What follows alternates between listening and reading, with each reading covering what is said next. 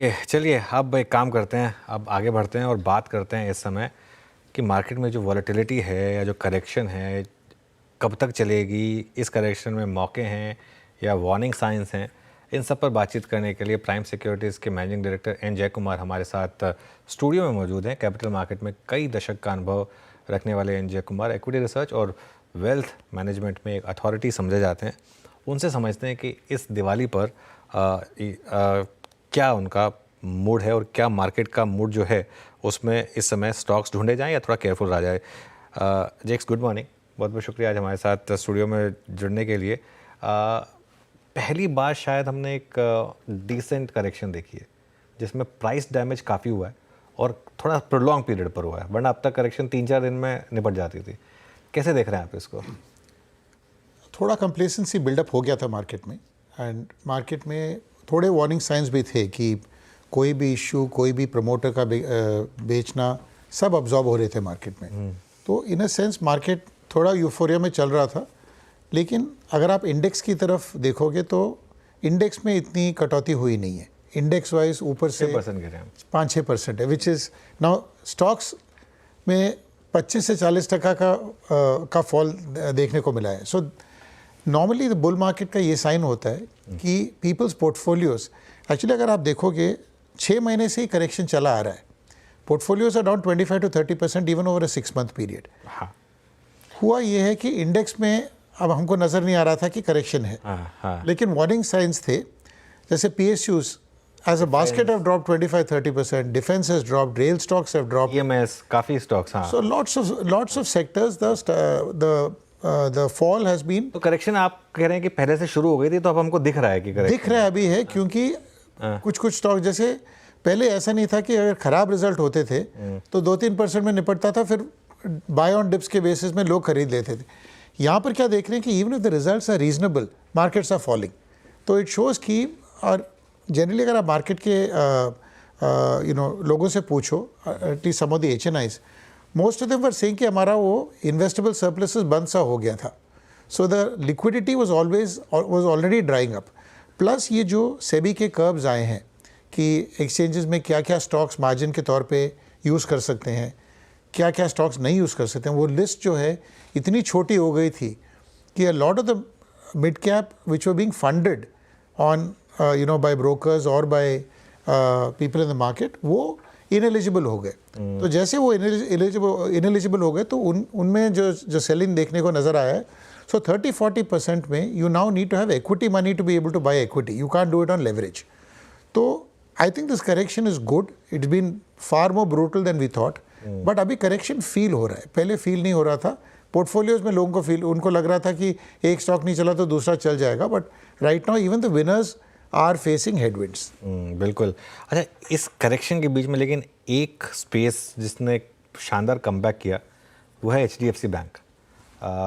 क्या ये माना जाए कि वो जो FIS की रिलेंटलेस सेलिंग चल रही थी अब एटलीस्ट यहाँ पर थोड़ी ख़त्म हुई, या यहाँ पर थोड़ा अब लोगों ने बार्गेन बाइंग शुरू की? क्योंकि जैसे आपने कहा, कल भी मैंने 3-4 लोगों से बात की, सबका एक कंसेंसस था कि एक स्पेस जहाँ पर अब थोड़ी सी वैल्यू बाइंग विजिबल है वो प्राइवेट बैंकों में। बिल्कुल। और प्राइवेट बैंकों में अगर आप देखोगे तो HDFC ने being an out performer for so many years time wise correction दिया, बाकी बैंकों ने प्राइस वाइज करेक्शन दिया है। बिल्कुल, that is the difference. So normally what happens is कि हमको ऐसा लग रहा था कि बाकी प्राइवेट बैंक्स चल नहीं रहे हैं या थोड़े चले और there would be a volatility. HDFC bank was not bouncing at all. तो वो टाइम वाइज करेक्शन दे के now 2 quarters of earnings have passed, जो भी राइट ऑफ्स लेने थे वो ले लिए हैं। So now people are seeing this a lot more positively कि इसमें next 2 quarters में actually you will start seeing visible signs of them participating with the rest, both in terms of the growth and in terms of other metrics. So price wise you will see improvement, and therefore the other private sector banks will bottom out and start moving up slowly, but that will be a second level move. Okay. तो बिल्कुल HDFC bank में काफ़ी हमने time correction देखा था। एक space जहाँ पर जय कुमार सर बहुत शानदार रैली है वो है मिड कैप IT। परसिस्टेंट अब वो 10% के सर्किट पर आ गया है और कोफोज ऑलमोस्ट वहाँ पर पहुँच गया है। यहाँ पर अब क्या करना है?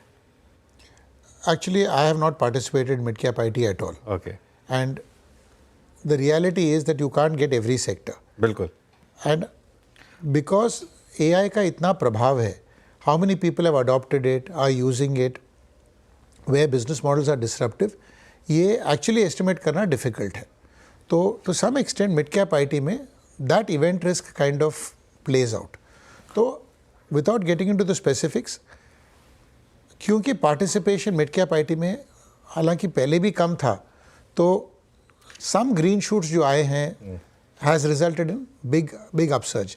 So otherwise I have not participated in this. I have missed that rally. ठीक है.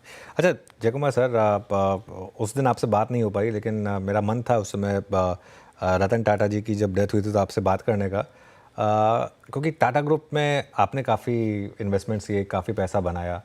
अभी आजकल वापस एक शायद थोड़ा सा चर्चा चल रही है कि क्या वापस टाटा सन्स का आईपीओ को कुछ अब ग्रीन मतलब आना ही पड़ेगा, वापस कुछ टाटा ग्रुप के स्टॉक्स में एक्शन आना शुरू हुआ है. यहाँ पर कोई व्यू है क्या आपका? Actually, I'll give a slightly contrarian view. Ratan Tata जी के बारे में जितना कहा जाए उतना कम है. बिल्कुल. वो मैं भी दूसरे चैनल्स में कह चुका हूँ, तो वो दोहराना नहीं चाहता हूँ. एंड उनके बारे में, ऐसे दिग्गज के बारे में जो इंस्टीट्यूशन है, क्या मतलब एज ए सेड, वो सूरज को चिराग दिखाने वाली बात आ जाती है. You know, we can't say enough about him. But एक चीज़ मैं देख रहा हूँ, जो पहली बार जो कंपेटिटिवनेस टाटा ग्रुप में आया है. सो फॉर इंस्टेंस, ये जो जहाँ ट्रेंड की बात आती है, और ट्रेंड ने अभी वो लैब ग्रोन डायमंड्स, हाँ, मुझे एक्चुअली एक बात खटकती है कि लॉजिकली ये टाइटन में होना चाहिए था. काम था. हाँ. तो पहली बार ये हुआ है. ऐसा हमने कभी पहले टाटा ग्रुप में देखा नहीं है. तो क्या ये इस बात का कुछ या तो संदेश है या कोई बहुत अर्ली साइंस हैं कि कंपेटिटिवनेस इतनी है कि new generation taking over will result in a little more free for all.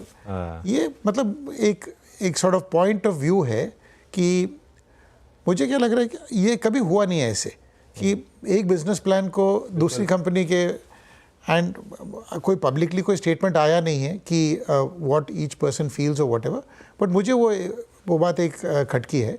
Other than that, Tata group itself, I mean governance वगैरह का इशू कभी हुआ नहीं है, तो I think will be bottoms up only. I mean इसमें कुछ because of this change कुछ नया आएगा ऐसा मेरे को नज़र नहीं आ रहा है. वीरू सर, थोड़ा सा ऑटो के बारे में बात करते हैं, और स्पेशली बजाज ऑटो के जो नंबर्स, उसके बाद बजाज ऑटो की commentary regarding this festival season, फिर हुंडई की बहुत जिसे कहते हैं फ्लैट लिस्टिंग, प्राइस डैमेज बीते कुछ एक महीने में सिवियर हुए भी हैं ऑटो स्पेस में. आप ऑटो को कैसे अप्रोच करते हैं, स्पेशली जिस प्रकार की फेस्टिवल डिमांड रही है उसको देखते हुए? आई थिंक कंज्यूमर डिमांड काफ़ी वीक है in general. Interest rates are coming down. Consumer inflation is still a point of worry. मुझे नहीं लगता है कि इनफैक्ट आई फील कि a lot of money had gone into the stock markets, and if people are taking hits there, to come back and start consuming may be a bit too much to ask for. तो मुझे ऐसा लग रहा है कि auto stocks are well valued, और मुझे यहाँ से इतनी बड़ी तेज़ी ऑटो में आ जाएगी ऐसा लगता नहीं है. Inventory figures also indicating that, other than some new launches which are like the IPOs in the financial market, कि महिंद्रा ने कोई नया लॉन्च किया तो 2 घंटे में पूरा मतलब पूरी बिक्री हो गई kind of thing. Other than 1 or 2 of those kind of instances, मुझे auto sector fully valued, in fact थोड़ा ओवर वैल्यूड ही लग रहा है. और ये जो Hyundai की जो IPO की बात आपने की थी, उसका अगर आप जिक्र करो तो ये तो पक्का है कि almost at the top of the cycle, consumer cycle, they have floated, and money has of course gone back to their home country. But the reality is that consumer demand is weak, and I think it is indicating in the Hyundai listing. Okay. अच्छा sir, ये जो non lending financials हैं, जिसमें हम ज़्यादातर तमाम low cost brokerage कंपनियां और आई थिंक डिपॉजिटरीज को, CDSL को, और तमाम एक्सचेंजेस को देख रहे थे. BSE, MCX ने मल्टीफोल्ड रिटर्न्स दी. अब ये प्राइस आपको कैसे लग रहे हैं? Fully valued? These are not fully valued. These have built-in growth, and growth रहेगा इसमें. And these are annuity businesses. Stock markets are no more a business of कि भाई मूड आया तो कर लिया वाली बात नहीं है. People are there full time. People may give more for to fund managers etcetera, वो बात अलग है. लेकिन एक बात तो पक्की बात है कि जो वॉल्यूम्स ऐसे एस्टेब्लिश्ड एक्सचेंजेस में आया है ये ग्रो करेगा. New products will come. हालांकि थोड़े रिस्ट्रिक्शंस आए हैं इन terms of products that can be offered, but that may be temporary because there's excessive participation by public, which I think SEBI wanted to control. But other than that, I think if the market is there for new products, for new derivatives, I think exchanges should be encouraged to offer them. Maybe there is a restriction right now because there's too much public participation. But I think these exchanges are a secular growth story. बिल्कुल. आपके खुद के numbers काफ़ी शानदार हैं वैसे. I think कल आए थे आपके नंबर्स, मैं देख रहा था. 30 करोड़ का रेवेन्यू है आपका, डबल हुआ है. प्रॉफिट आपका ऑलमोस्ट 3 टाइम्स से ज़्यादा बढ़ा है. ये जो अब आप प्योर प्ले ब्रोकरेज नहीं है वैसे, प्योर इन्वेस्टमेंट बैंक. हाँ, प्योर इन्वेस्टमेंट बैंकर हैं आप. लेकिन ये पूरा का पूरा धड़ा, चाहे इन्वेस्टमेंट बैंकर्स हों, चाहे AMCs हों, चाहे ब्रोकरेजेस हों, इनमें सब में ये जो रैली है, क्या आपको लगता है कि ये नया लीडर है इन अ सेंस कि क्या ये नंबर्स अगले 10 साल तक इस तरीके की विजिबिलिटी दिखा रहे हैं यहाँ पर? These are very similar to exchange. अगर सेकेंडरी मार्केट में आपको प्ले करना है, derivatives basically, this is derived from that with limited capital use. Brokerage में फिर भी कैपिटल लगता है.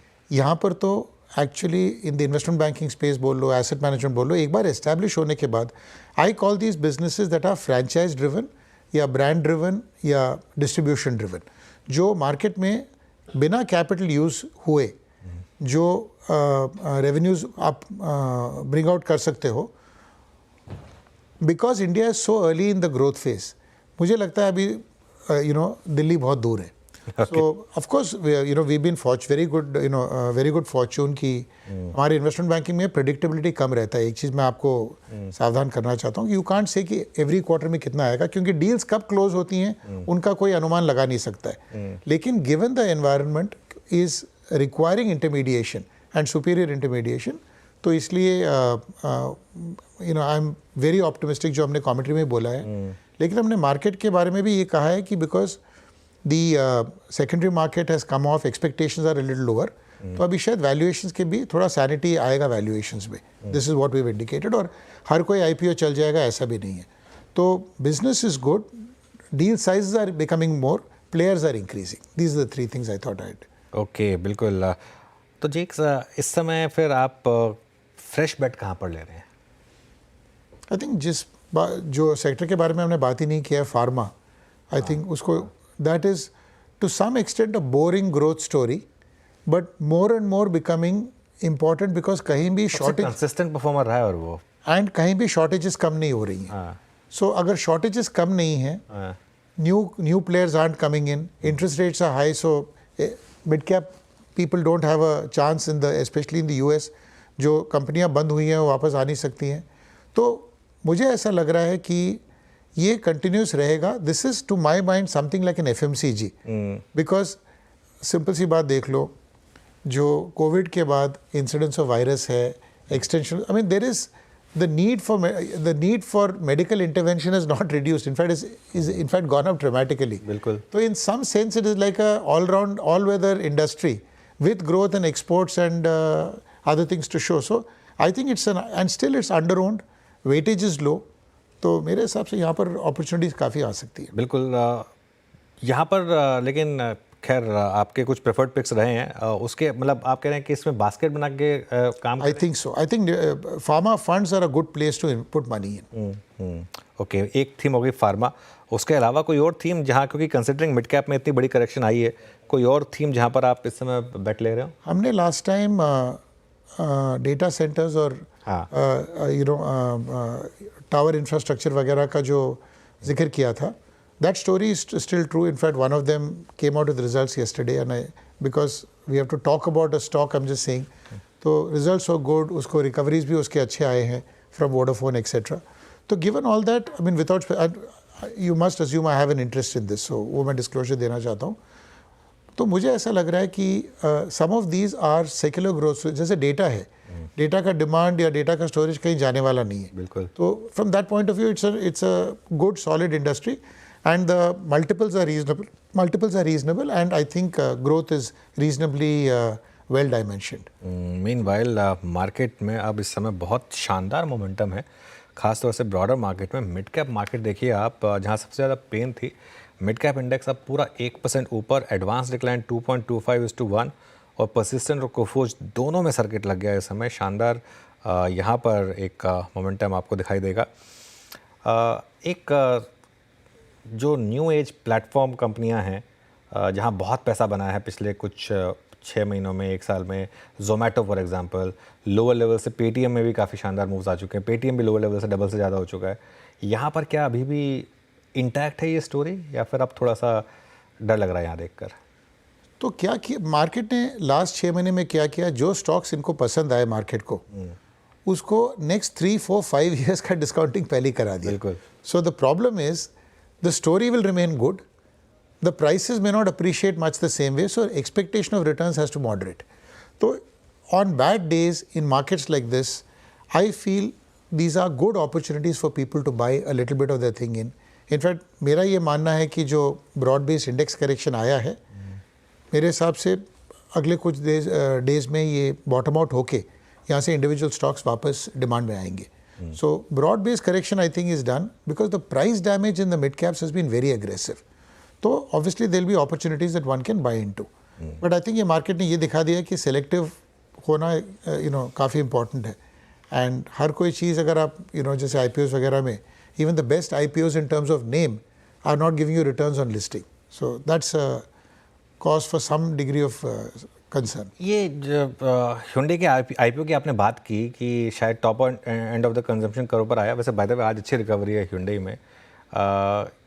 ओवरऑल आईपीओ मार्केट को देखकर ऐसा लग रहा है कि अब हम थोड़ा सा, और कुछ नहीं तो वो good IPO at bad price वाले फेज में आ गए हैं। Bad IPO at bad price तो एकदम लास्ट फेज होता है, लेकिन good IPO at bad price क्या उस फेज में हैं हम इस समय? मेरे हिसाब से अगर आप सोचोगे कि Hyundai को क्यों लिस्ट करना था, तो आप दिख रहा है इतना मार्केट, खुद के घर में 5 टाइम मिल रहा है, यहाँ पर 30 टाइम मिल रहा है। वही, so it's an opportunistic list. हाँ। तो ऐसे माहौल में Hyundai का instead of 1900 had this been priced at 1400, बिल्कुल could it have given better returns? The answer is obvious. yes तो I think it is now up to company, and definitely जो grey market premiums जिसकी बात करते हैं हम, बहुत सारी कंपनियों में those premiums will come back to hit, especially 6 महीने के बाद लॉक-इन्स होते हैं, ये एंकर इन्वेस्टर्स के निकलते हैं। सो मुझे लगता है कि आईपीओ में रिटर्न इन जनरल आना थोड़ा डिफिकल्ट रहेगा। स्पेसिफिक आईपीओस की मैं बात नहीं करूँगा, but definitely on the new age platform जहाँ आप कह रहे हो, a lot of returns have been upfronted. बिल्कुल। जय कुमार सर, बहुत बहुत शुक्रिया आज हमारे साथ जुड़ने के लिए और हमसे बात करने के लिए। मज़ा आया आपसे बात करके एज ऑलवेज। बहुत बहुत शुक्रिया मुझे इनवाइट करने के लिए, और ऑल द बेस्ट आपको। मार्केट